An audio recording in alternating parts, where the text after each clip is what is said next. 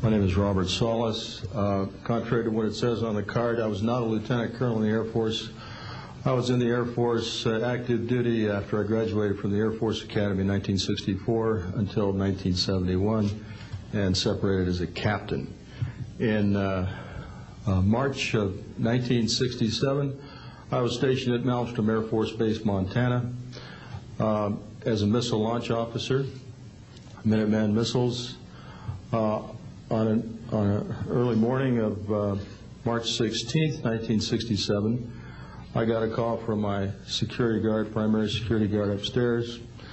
We had about 6, as I recall, flight security airmen upstairs.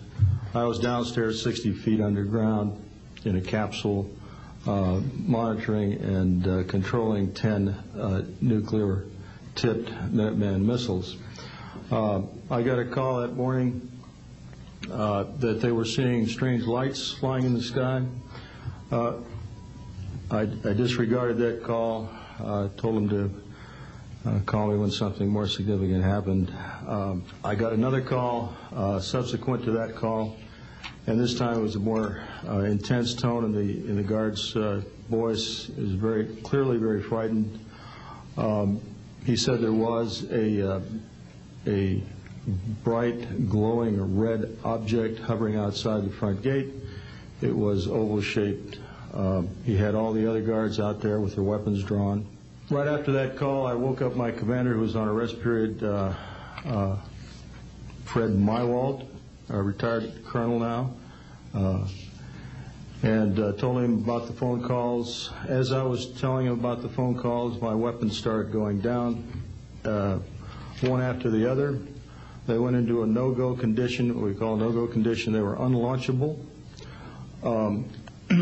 We lost somewhere between 6 and 8 weapons that morning within minutes of having received that second phone call of a UFO hovering outside the front gate. Again that morning, after reporting it to the command post, we were informed that a very similar incident happened at Echo Flight. I was at Oscar Flight. They lost all 10 of their weapons under similar circumstances, very similar circumstances, where UFOs were sighted over the launch facilities. They had maintenance crews and security crews out there that had spent the night, and they were reporting UFOs over those sites. And the commander of that flight was Eric Carlson. He also separated as a captain, and the deputy commander was Walt Fiegel. He retired as a lieutenant colonel. We have those witnesses that I just mentioned, the names I just mentioned, have spoken of this event before, and they will back up this story. We also have documentation that I received through FOA requests from the Air Force outlining the Echo Flight incident, and including in that documentation a reference to UFOs. We have telexes covering this incident, and in one telex it says the fact that no apparent reason for the loss of 10 missiles can be readily identified is cause for grave concern to this headquarters. This was from SAC headquarters. So we've got those telexes. I've got about 12 witnesses that'll verify parts of this story, including of a man who investigated the incident afterwards for the Air Force, and you'll hear a little bit more about that from the next witness. And also another guard that witnessed a UFO in that same time period, and another officer who retired a full colonel who had other reports of UFOs. Ancillary to that, excuse me, I've got the complete report on a Minot, North Dakota incident. That was Minot Air Force Base, North Dakota, which happened August of 1966, very similar UFOs sighted over missile silos, and also a UFO incident that was investigated by the Air Force immediately after our incident within a week. I'm willing to testify to the truth of all these matters that I've spoken about this in front of Congress under oath. Thank you.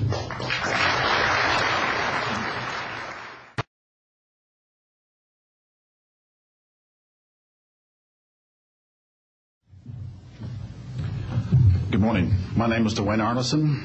I served 26 years as a communication electronics officer in the U.S. Air Force, all over the world, including Vietnam. I was lucky to be selected to be commander of 3 different units in the Air Force. I held the top secret SCI TK clearance, and for those who know, it is slightly above top secret. I retired in 1986 as a colonel at Wright-Patterson Air Force Base in Ohio. I would like to relate about 3 different experiences, if you will, that relate to UFOs. As a young lieutenant over in Germany, Ramstein Air Base, Germany, back in the early 60s, I was in charge of the cryptographic center. I had a top secret crypto clearance at that time, and I can clearly recall seeing a message that went through my crypto center which said that a UFO had crashed on the island of Spitsbergen, Norway, and the team of scientists were coming to investigate it. Going forward to the 1967 time frame, I was assigned to the 28th Air Division at Great Falls, Montana, and I was the officer in charge of the communications center there. Also, I was a top secret control officer for the division. I had a crypto account. I was an account custodian, and I also passed out nuclear launch authenticators. During that time, I can recall seeing a message come through that communication center which said, basically what Bob was just got through talking about, is that a UFO was seen near the missile silos and the missiles were deactivated. Coincidentally, the person that Boeing sent to investigate the particular missile conditions, if you will, what made them shut down, was my first manager at Boeing, Mr. Bob Kaminsky, who has since passed away. And I can recall him on different occasions. He lived close to me in Auburn, Washington. That's where I'm from. And he said, Arnie, he says, those missiles were perfectly clean. That was the result. So then one last incident concerned when I was as a commander of the unit in Great Falls, or in Caswell Air Force Station, Maine. I had contacts with the security police at Loring Air Force Base, and they told about UFOs that were seen near the nuclear weapon storage areas on Loring Air Force Base. And I'll be glad to testify to Congress that this is absolutely the truth. Thank you.